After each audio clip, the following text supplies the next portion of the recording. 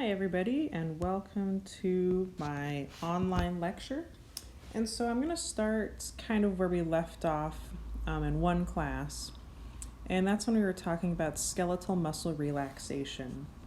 So we just talked a lot about what has to happen to get a muscle to actually contract, but eventually it does relax. And so the first thing to keep in mind is that as long as neurons keep firing,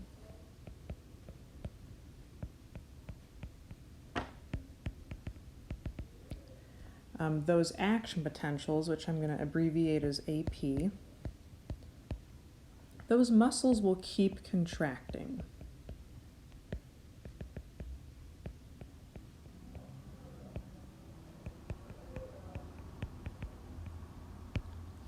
So as long as the neurons keep sending their electrical signals, the muscle's going to keep contracting.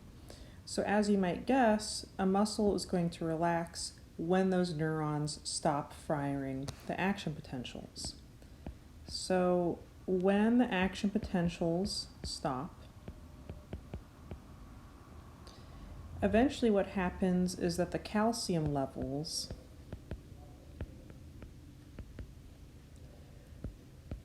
will start to decrease within that muscle cell. So calcium is either pumped out of the cell, calcium is also pumped back into the SR.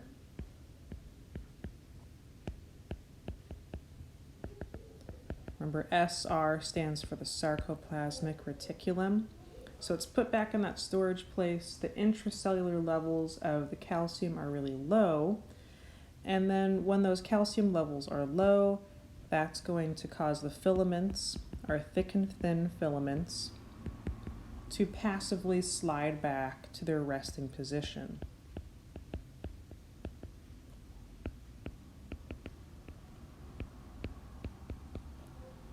All right, so our action potentials stop firing, calcium levels eventually decrease, the filaments slide back. Now, some of you might ask, well, what about rigor mortis? Okay, so you've probably seen some kind of dead animal, and you know that maybe immediately after it dies, it moves, it's just kind of floppy and loose, but maybe an hour or two later, it gets really stiff and it's hard to move its limbs. And so what happens is after we die, we stop producing ATP. So you don't have any more ATP. After you die, you still have some floating around, but eventually it's used up. And then when you have no more ATP, you can't pump that calcium back into the SR. And so calcium levels, they stay high, and you don't have any ATP, and then the heads of the thick filaments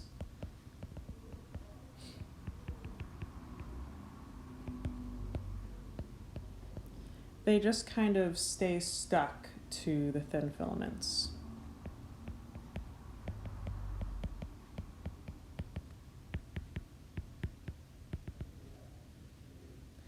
And they're just kind of stuck, and they need ATP to release from them, and they can't.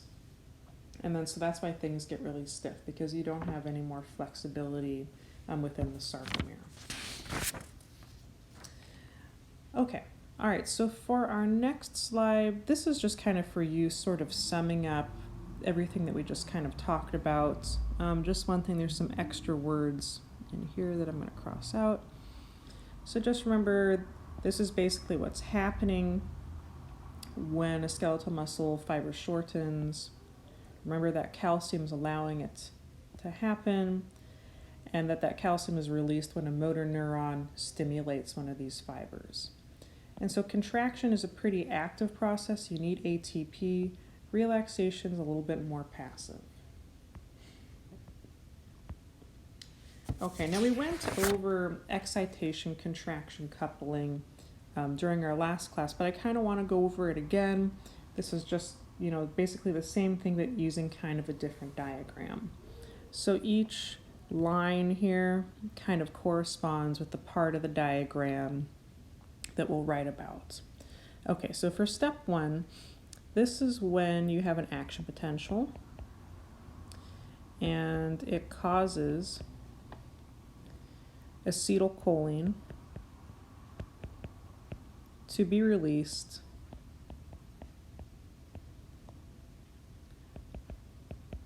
into that neuromuscular junction.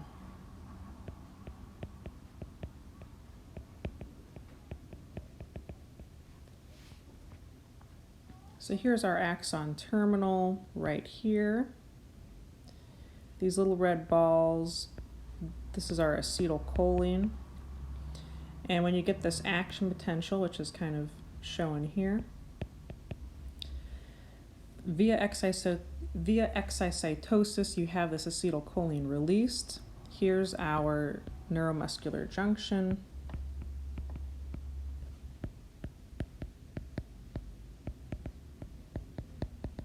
Which you can also call the synaptic cleft.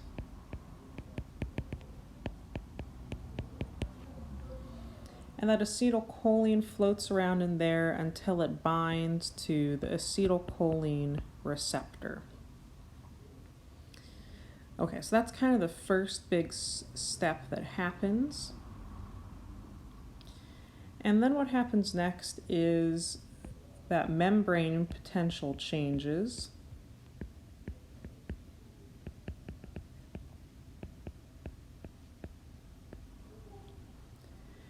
And membrane potential, this is kind of like the electrical charge of the cell. And when that membrane potential changes, it kind of, we'll say that it triggers an electrical wave.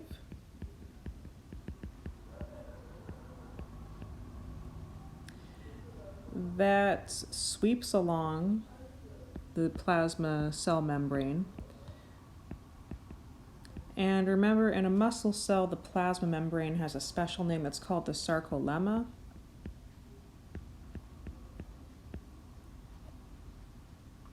And so that's what's kind of happening over here. This is kind of like our electrical wave. It's sweeping along the sarcolemma, and then when it reaches a T-tubule, it can go down through the T-tubule. Okay, so I'm going to just write electrical kind of wave here. All right, and then it goes down that T-tubule. Remember, these T-tubules, they're just kind of, they're these little passageways going all throughout that muscle fiber. So it sweeps along sarcolemma, down T-tubules. And when that electrical wave reaches the sarcoplasmic reticulum, it causes calcium to be released. So calcium is released from the sarcoplasmic reticulum into the cytosol of the muscle cell. So we'll just say into the muscle cell. And so that's what you're seeing here. So these little green dots are calcium, and it's flowing from the SR into the cytosol. And basically, I'm not going to make you know the details of how myosin and actin interact. I just want you to know that when you have that calcium, it lets the filaments move.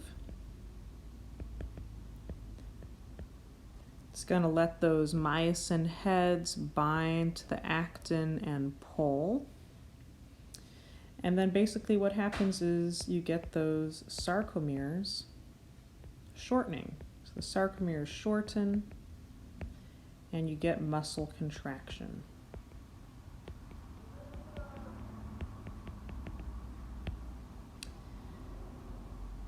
All right, so this is kind of a summary of what happens when you're actually getting a muscle to contract. And then it's going to be kind of, the reverse step for when you're getting the muscle to relax. So let's fill in those on the next page of notes as well. Okay, so like we kind of talked about in the beginning, the first step to getting this muscle to relax is you need those action potentials to stop or to cease. And then once that happens, the neuron stops releasing acetylcholine. So acetylcholine stops being released.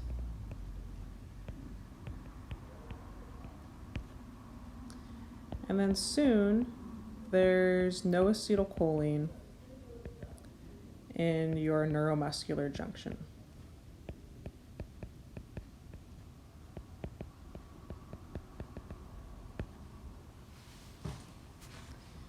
All right, so there's no more acetylcholine, there's no more binding to the receptors, right? These receptors are now unbound, and so there's no electrical wave.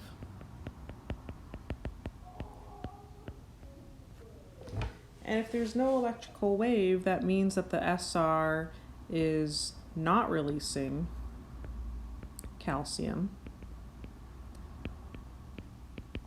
And instead, it's trying to pump it back in. So I'll just write pump back down here. And so that's kind of our second step. So that calcium is pumped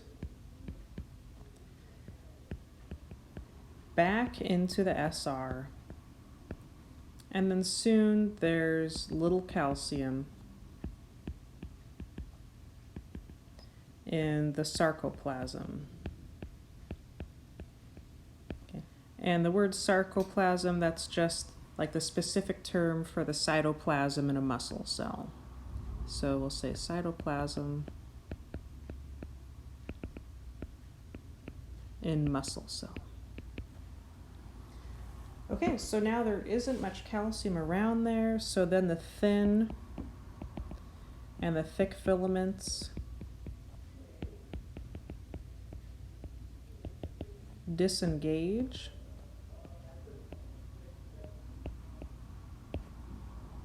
and then they slide back. So the filaments slide back,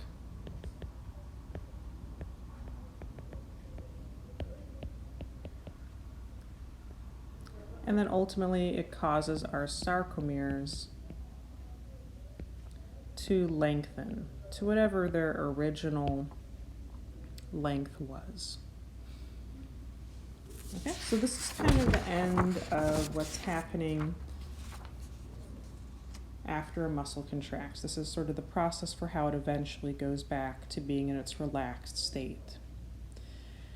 Okay, now let's talk a little bit about how our muscles vary in the amount of tension that they produce.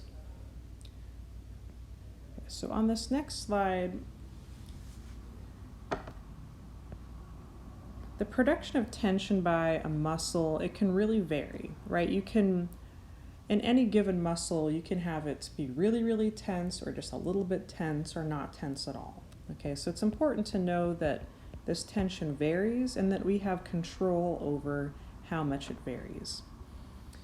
And kind of on the microscopic level, one of the ways to vary this tension is that it depends on a couple things. It depends on, for example, the number of myosin heads that are bound to your thin filaments.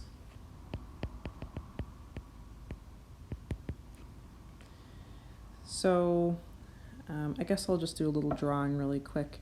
You remember that on our myosin,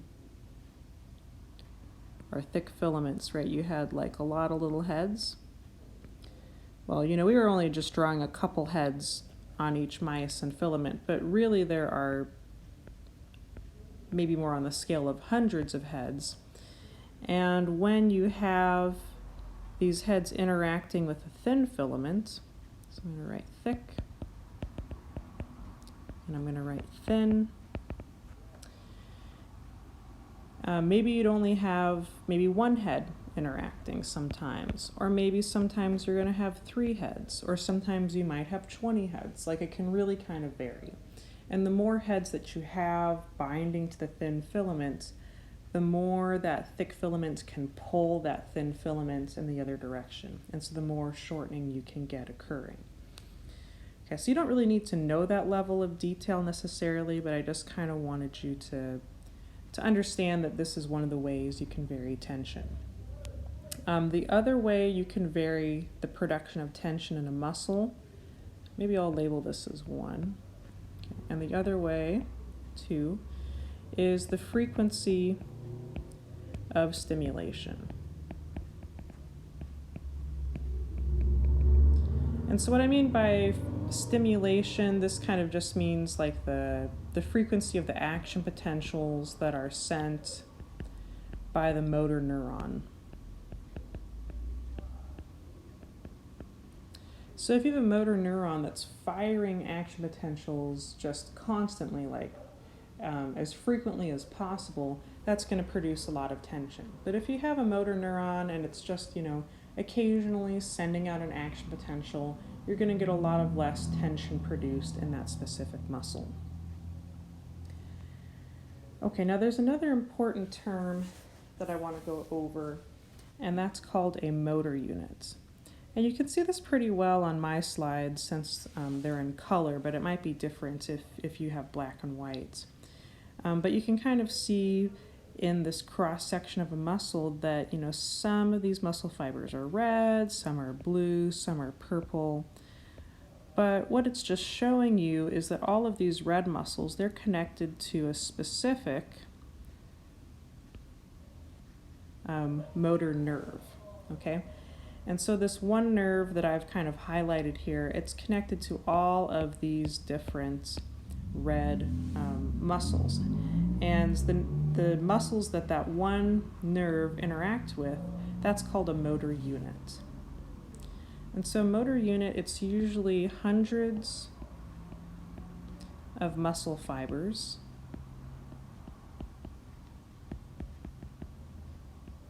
that are just controlled by one motor nerve.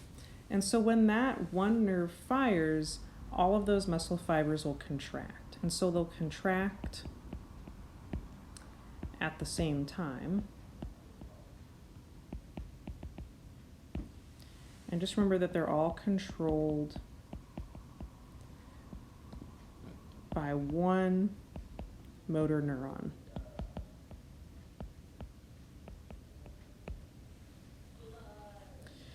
And what's written down here also is that, these fibers are intermingled. So it's not like all the red fibers are on one side of the muscle and all the blue are on the other side. They're kind of intermingled. So, if one motor neuron can fire, you can get, whole production of tension throughout the whole muscle in a nice kind of even way. And then maybe that nerve can relax and another nerve can turn on. We'll look at that kind of on the next slide. Okay, but anyway, this is what a motor neuron, or our motor unit basically is.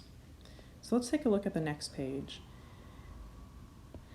And this page is kind of showing you how multiple motor units can help produce some constant tension. Okay, so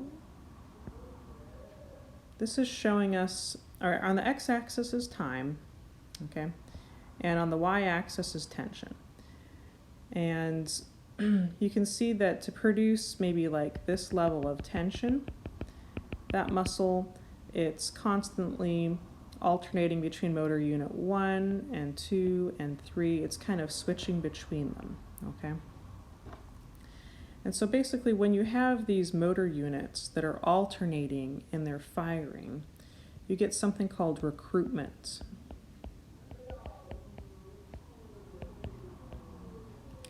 And recruitment is just when you have multiple motor units summation. So summation is kind of when you're adding the forces of all of these different motor units together, and you have multiple ones in doing so. And so basically what's happening down here is that you have these individual motor units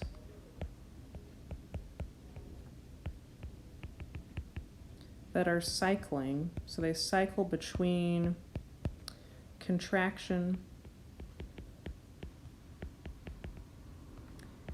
and relaxation. So whatever kind of tension you're trying to produce will stay constant. So tension remains constant.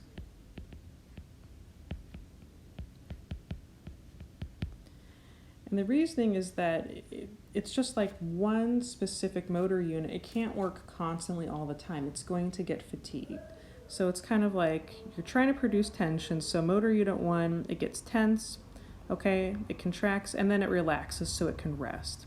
While it's resting, motor unit 2 steps in and it contracts. Then it needs to rest. Then motor unit 3 steps in and then it rests.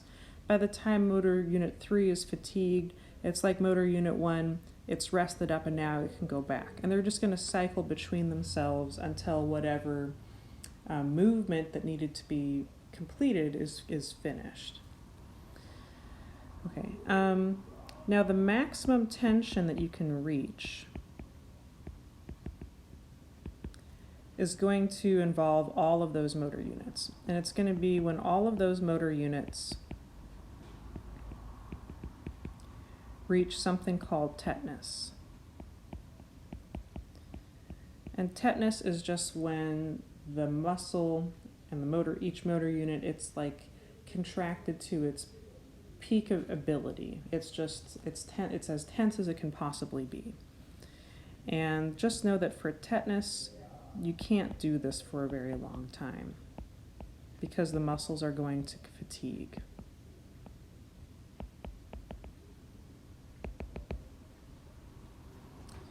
Okay, now the one other thing that I wanted to point out too is that, okay, so you see how we talked about how these different motor units are cycling between themselves, and you can see that the tension that it's actually producing in the tendon, you know, it's more or less constant, but it's kind of varying a little bit. And that's because as each motor unit is switching between being contracted and relaxed, during those little transitions, you're going to get like a little drop in tension. And this is basically why your muscles tend to vibrate.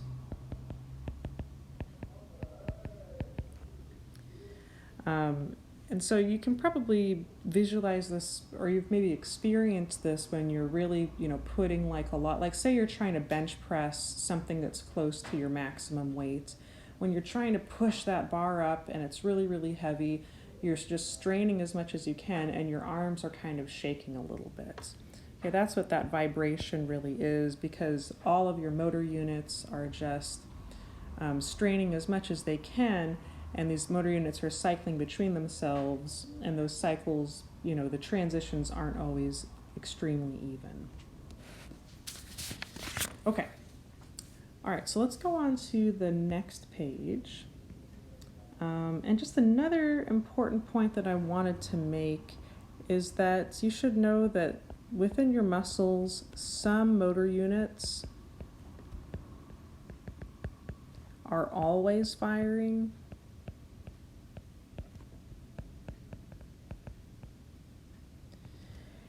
Oops. And so they're always firing, and this is helping you to maintain muscle tone.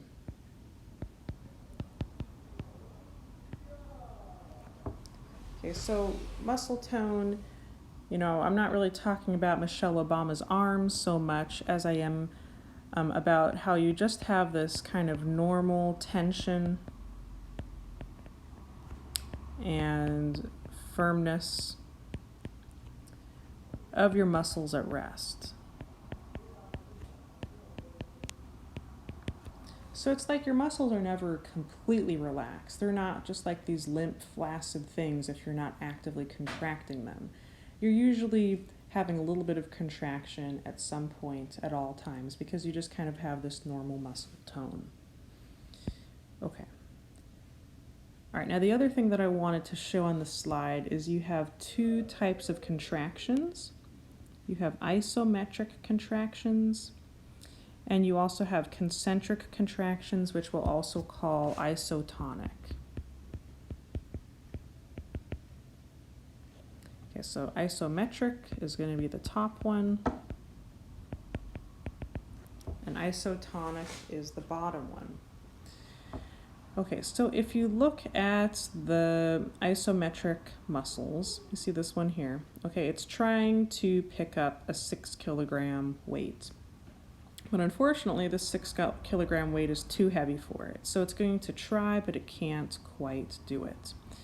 So if you take a look at this graph, looking at this side here when you're looking at the muscle tension, before it starts contracting, muscle tension is at 0. But the muscle, it's increasing, whoa. It's trying to pick up that weight, it can't do it, and then it reaches its peak tension, and then it's just going to stay at that peak tension because it can't go any farther, and then eventually it gives up and it relaxes. And so the muscle is working this whole time, but it's not even moving, it's not changing in length because it can't actually move that weight. Okay, so that's why it's called isometric, because iso means same, and metric means measure, or you can think length. I'll write measure. And so there's no change in length.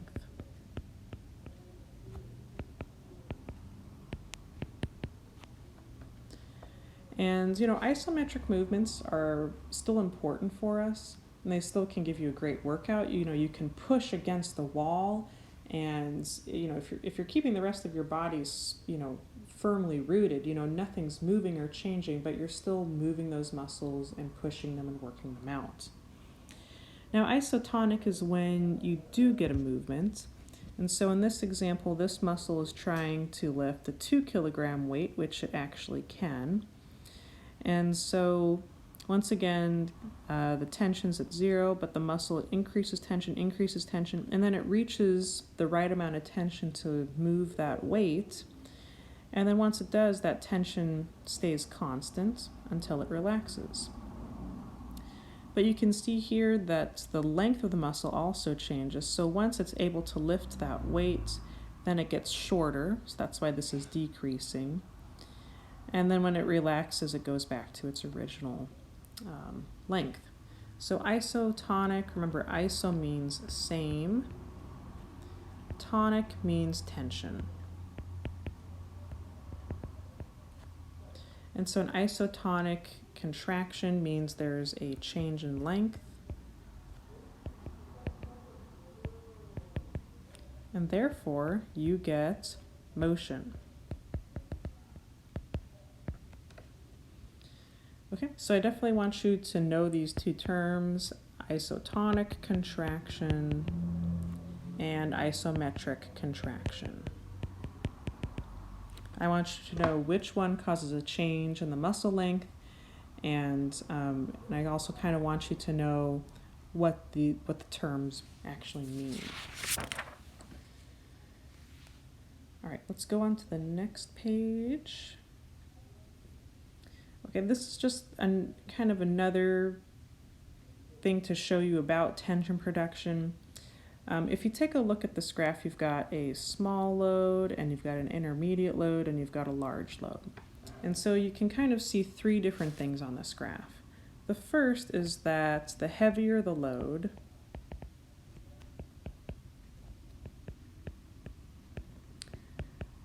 the longer it takes for the shortening to begin.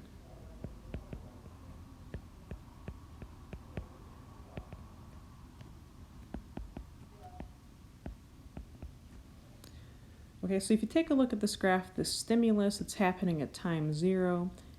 So pretend that you're holding a dumbbell, and at time 0, someone says, lift up the weight.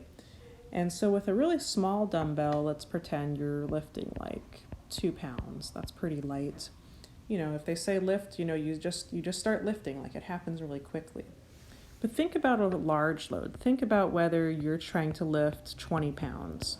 For me, that's pretty heavy, like I can do it, but if someone says lift, I'm going to start, trying to lift it, but it's going to take a second before I can get all of those motor units to fully engage. And then I will start lifting it up. It just takes a little time. And then the other take-home message from this too is that the heavier the load,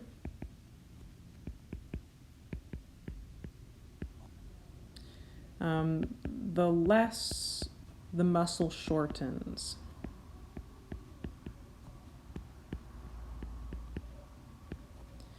And so on the y-axis of this graph, you can see its distance shortened. And you can see with that small load, you end up shortening quite a bit, but with the larger load, you don't shorten quite as much. Okay, all right, we've been talking a lot about contraction, but let's also focus a little bit about muscle relaxation. So let's think about what helps us return our muscles to their normal lengths after we've actually contracted them. So there's a couple different factors that can help out. The first is that you have some elastic forces that are going to help pull them back to resting length. So you have just some pull of your ligaments and tendons. So after you contract, they'll just kind of help pull them back to their original length. So that definitely helps. You also have opposing muscle contractions.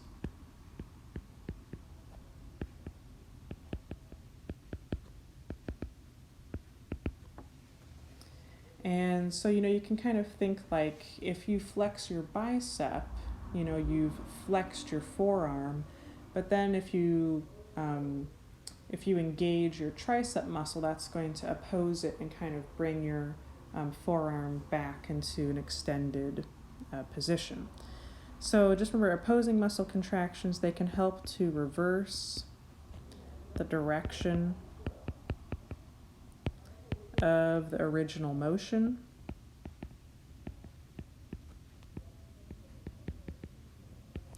They just kind of have these opposing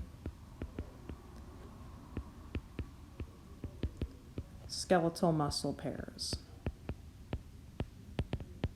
So most muscles have an alternating muscle that's going to oppose its own movement. Okay, and then finally, gravity can sometimes help muscles return to their resting position. It can help if the muscle contraction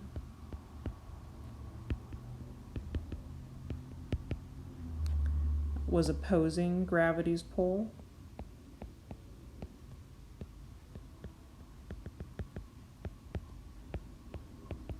So for example, you engage some muscles to help extend your arm, right? So you're like raising it up. If you just kind of relax those muscles, your arm's just going to kind of fall down because gravity's going to help pull it back down. Okay, so these are kind of the three different ways that your muscle can help relax and return to its resting length. Okay, now I want to just talk a little bit about where we're getting the energy to actually power these contractions. And so the energy that you're getting is basically coming, once again, from ATP. So you need ATP. Now the thing is, you can't really store ATP. Okay, so you can't store much. But you can make ATP quickly from other things. So let's write but can make quickly.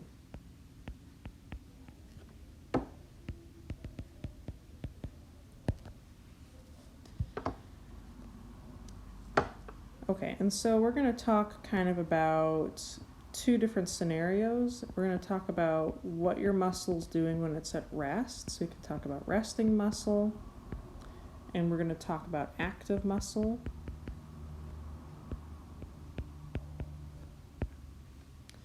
And your resting muscle, any kind of energy that it needs, it's usually getting through aerobic metabolism.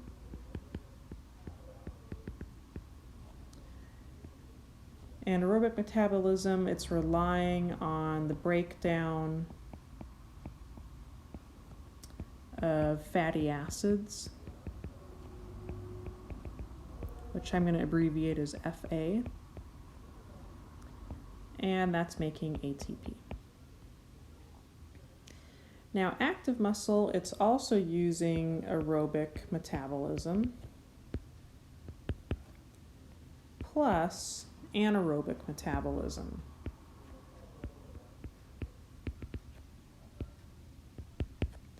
Now, anaerobic metabolism, it's mostly relying on the breakdown of glucose. And usually it's getting this glucose from its stores of glycogen. But that glucose can be broken down once again to make ATP. Okay, so that's kind of the two big differences, but we're going to go into some more detail about this. So go ahead and turn to the next page, and we're first going to talk about what's going on inside a resting muscle cell. So I'm going to say resting muscle.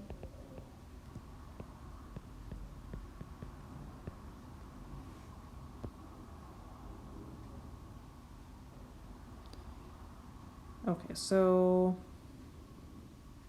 maybe I won't zoom in quite that much. Okay, so first of all, remember I said that a resting muscle cell, it's relying mostly on aerobic metabolism.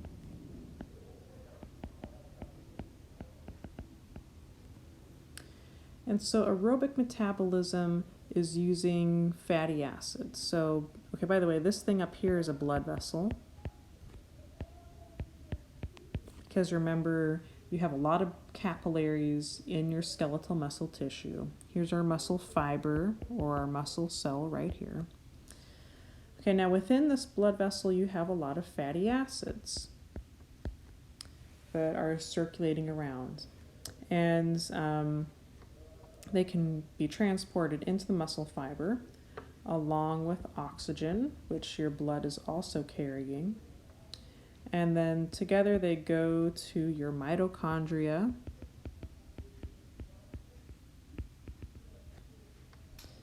And then they undergo aerobic metabolism, and they help convert, all right, I'm going to zoom in on this a little more.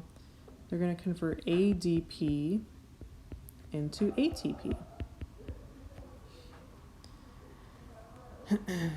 Okay, and so that's how they're making energy. Now, one byproduct of aerobic metabolism is CO2, which will eventually get diffused out and be carried back through the capillary systems. Okay, so you've got aerobic metabolism going on. Now, resting muscle cells, it's producing more ATP than it needs.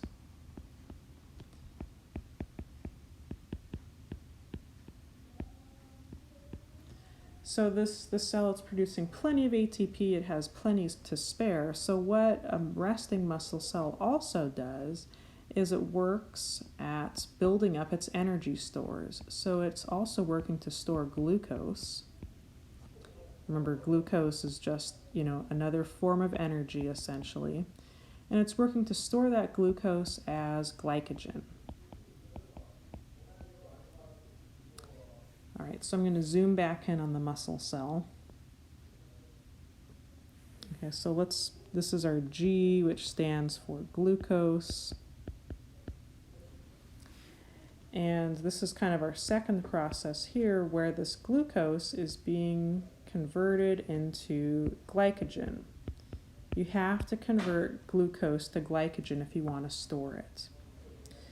Okay, now to store glucose as glycogen, you have to use some ATP.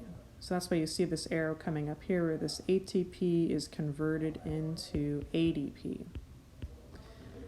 But remember, a resting muscle cell, it has plenty of ATP, so it says, hey, I have so much extra, let's work on using some of that ATP to help me store energy for the future. And then also, the resting muscle cell has so much ATP that it not only stores energy as glycogen, it can also store energy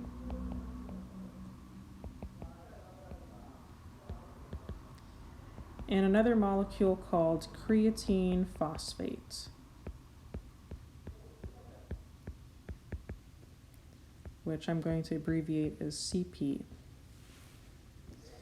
And that's going to be kind of the third process that's going on here. So I'm going to zoom in again really quick. And so here's creatine. That's kind of the first step. And then you use ATP once again to convert creatine into creatine phosphate. And creatine phosphate can be stored long term and later can be used as a source of energy for that muscle cell.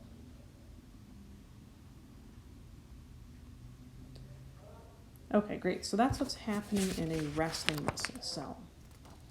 Okay, let's see what's happening in a muscle cell that's undergoing some relatively moderate activity.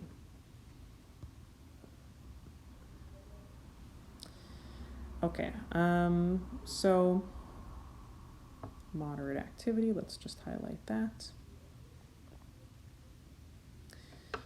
Okay, so once again, any muscle cell is going to be using aerobic metabolism.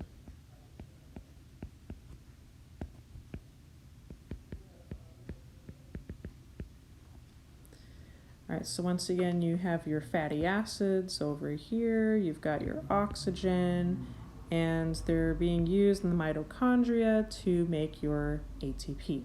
Great. Okay, but in this case, you're not producing as much ATP as you need. Okay, so not producing enough ATP. Because remember, in this case, this muscle cell is undergoing moderate activity. Okay, so it's doing, it's the sarcomeres are contracting. It's using ATP.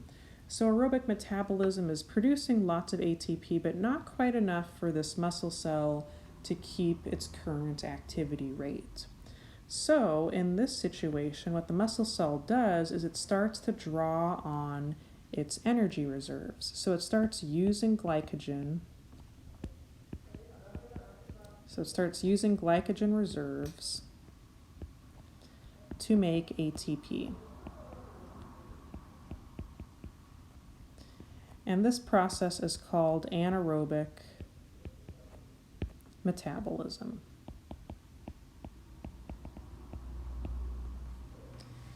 Okay. And so that's basically what's going on right here, where you have glycogen being converted into glucose, and you don't need to know all the steps, but glucose goes to here, and then that helps make more ATP.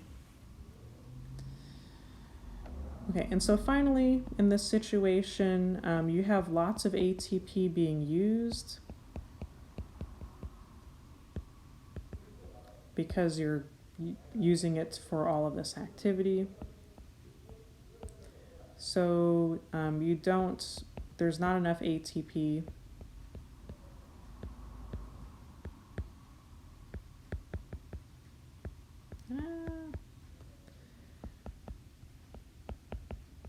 to store as creatine phosphate. So remember, when the cell was resting, it had a lot of time to store energy, but right now it doesn't have extra ATP to store as energy. So right now it's using anaerobic metabolism and aerobic metabolism to meet its needs. Yes. Okay, now let's see what goes on in a cell that's undergoing some strenuous activity. So I'm just going to highlight it here, peak activity. Okay, now in this situation, the muscle cell is working really hard, okay? And so at this peak activity, remember, you need oxygen for aerobic metabolism. And at peak activity, the oxygen can be kind of the limiting component. It just can't diffuse into the cell fast enough.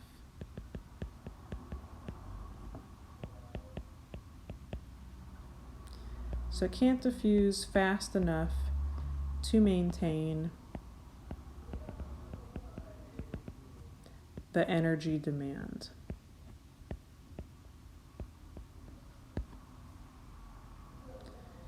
And so cells that are undergoing peak activity, that aerobic metabolism, or AM, it produces only about 1/3 of the cell's ATP that's being produced. So in this situation, when a cell was resting, aerobic metabolism was producing 100% of a cell's ATP. Under this situation, it's only producing about 33%. And so when cells are undergoing peak activity like this, they need, once again, to use glucose via breakdown of glycogen to make ATP. And this cell is going to start using its creatine phosphate reserves as well. So it's going to use creatine phosphate to make more ATP.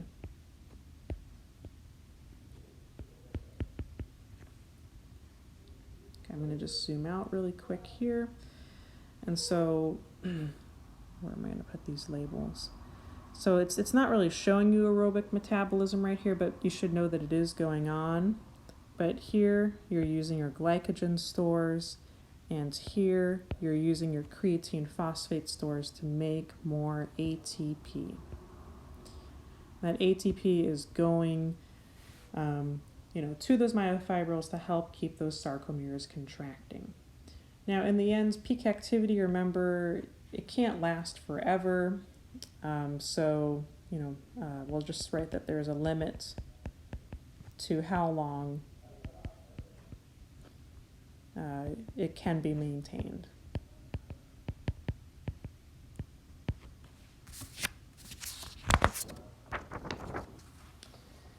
Okay, and that kind of is a nice segue into our next slide, which is about muscle fatigue. So, what happens when eventually a muscle has to give up? And so muscle fatigue, it's just basically when a muscle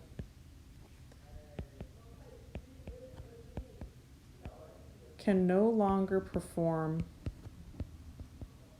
its required activity.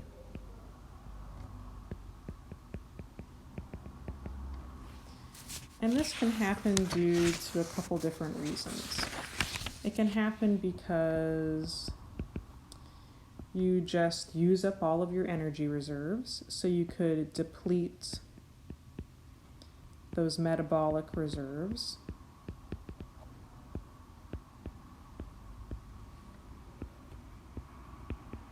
So you might just use up all your glycogen and all your creatine phosphate.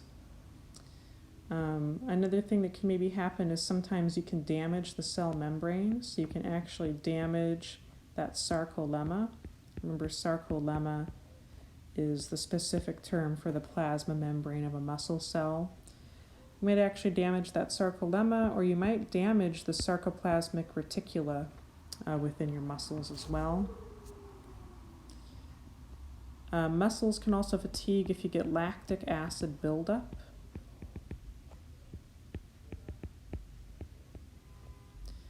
The reason this can cause fatigue is that it can cause low pH, which can inhibit some enzymes.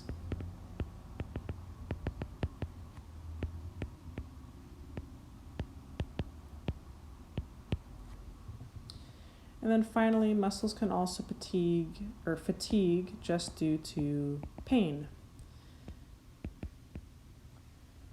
You definitely can push your body hard enough that eventually you can't do something forever because it's just going to get too painful. So when muscles fatigue, they can regain their capabilities again if they just recover. So there is a certain amount of time that you need for an appropriate recovery period.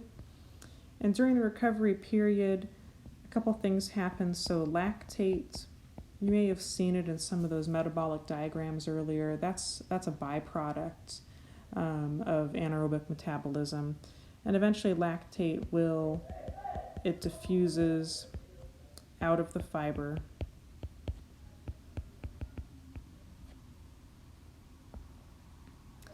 And also during the recovery period, the cell works to increase aerobic metabolism, so it can help build up your energy reserves again.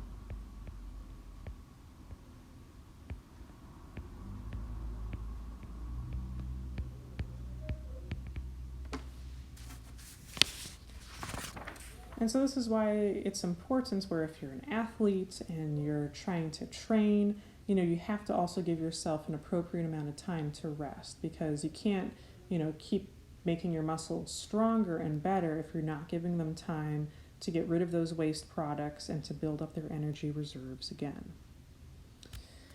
Okay, all right, just 2 more slides. We're going to talk about some different types of muscle fibers and what they're especially good at doing.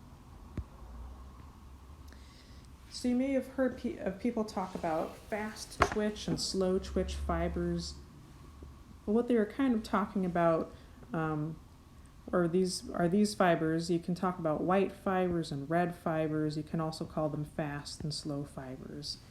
And the big difference is that the fast fibers tend to contract quickly, whereas these slow fibers, they tend to contract more slowly. Now those slow fibers, even though they contract slowly, they fatigue slowly.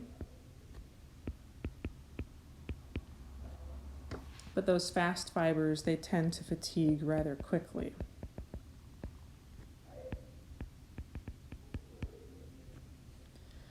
So these fast fibers, they also tend to be relatively large fibers. They tend to have high glycogen reserves.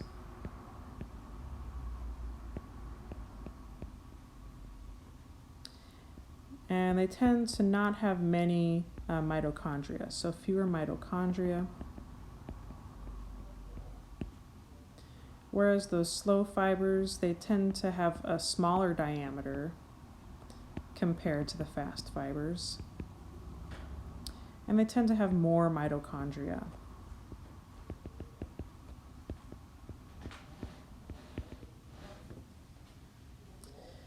Now those fast fibers, like I said, they're really large, they contract quickly, and so they typically have some very strong contractions, which is great, but remember, once again, they tend to fatigue rather quickly. Those slower fibers, another kind of interesting thing about them is that they contain something called myoglobin.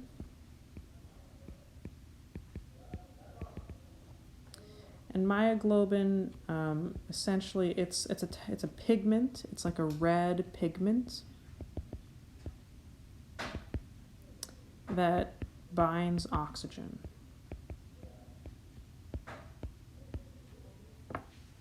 And so what you're kind of seeing here is that these fast fibers, they tend to be really kind of geared towards anaerobic metabolism. Whereas these slower fibers, they're a little more specialized for aerobic metabolism, right? Because for aerobic metabolism, you're going to need a lot of oxygen. Okay, so they have myoglobin, right, which is going to bind oxygen and it's going to help bring it right there to the cell. They have a lot of mitochondria, which you need for aerobic metabolism. But those fast fibers that are not going to rely so much on that, they're going to rely more on anaerobic metabolism. They tend to have these high glycogen reserves. They've got a lot of glycogen that they can use for anaerobic metabolism. They don't tend to have many mitochondria because they're not relying so much on aerobic metabolism. Okay, so you've got the typical fast fibers and you've got the slow fibers. You also have these intermediate fibers where it's kind of a mix of fast and slow. And you should just recognize that most human muscles are intermediate fibers, where you're going to see a mix of these two different types. Okay, and let's go on to our last slide here. I hope you guys know this is Arnold Schwarzenegger. Arnold. Okay, and Arnold is doing a good job of showing us a anaerobic lifestyle. So anaerobic activities are generally activities that you might think require like a lot of power, but they don't tend to be very like long-term activities. So things like sprinting, weightlifting, these are relying a lot on those fast fibers. Whereas aerobic activities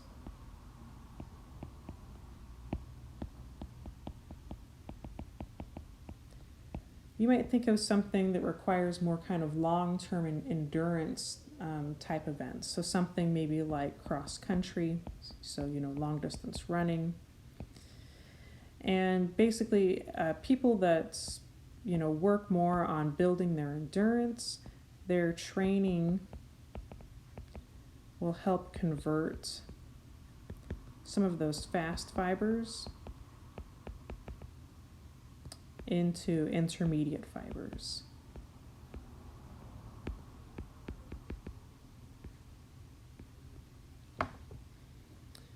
Okay, and then there's just one more thing I wanted to show you. So good old Arnold over here, he's doing a good job of showing us what muscle hypertrophy is, or muscle growth.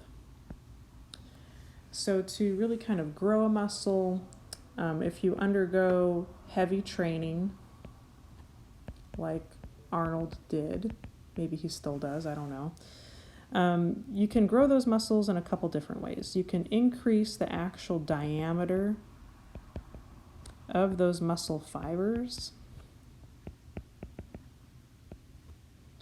And one of the ways to do this is to actually increase the number of the myofibrils that you have in there. So you have more of your little thick and thin filaments, you have more sarcomeres, etc. And also you're going to increase the number of mitochondria and glycogen reserves when you make those muscles bigger.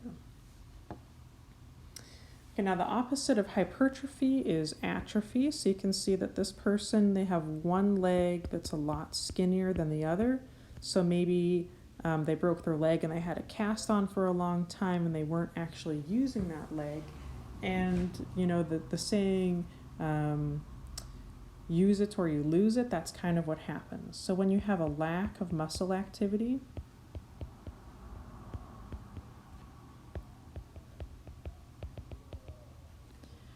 you're going to lose muscle mass. So you're going to lose muscle mass, you're going to decrease that muscle size, you're going to decrease its tone and its power. Okay, and that's all I've got for you today. So we will finish the last couple slides on Monday. I'll answer any questions that you have about what I covered in this lecture, and we'll do a brief review before your midterm on Wednesday. All right, so thank you, and I hope you have